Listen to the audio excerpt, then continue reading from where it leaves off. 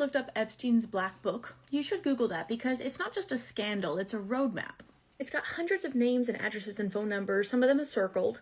It's been published by court documents, congressional releases, and investigative reporting. There's a lot of notes and circles around certain names. You should definitely know who this guy is. So look, a book of names doesn't implicate people in crimes, right? But it does show us the network. It does show us a lot that should be investigated. And there's certain individuals that we know a lot about.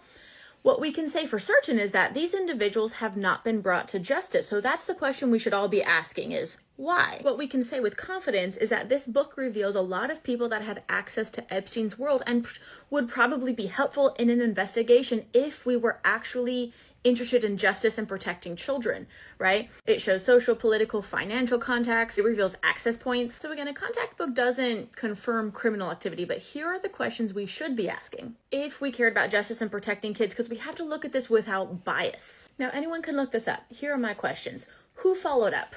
Which names were ever investigated or even interviewed? Now, I wrote a whole breakdown on my website, digitaldefendersunited.org, because there's a lot of names and information that they don't like me to talk about, right? But I want you to go look this information up because, again, we need to be asking specific questions.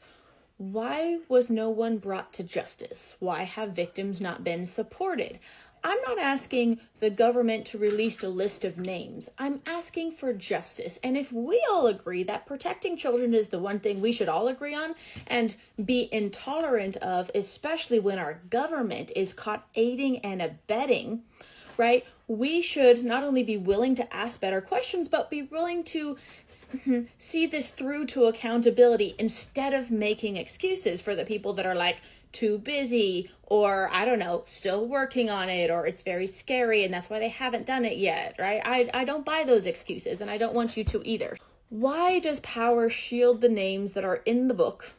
Why aren't we listening to the victims? Why aren't we even pretending to bring about justice? Remember, only the guilty fear the truth. If they had nothing to hide, we would not only have answers, but we would have seen justice by now. My 2 cents.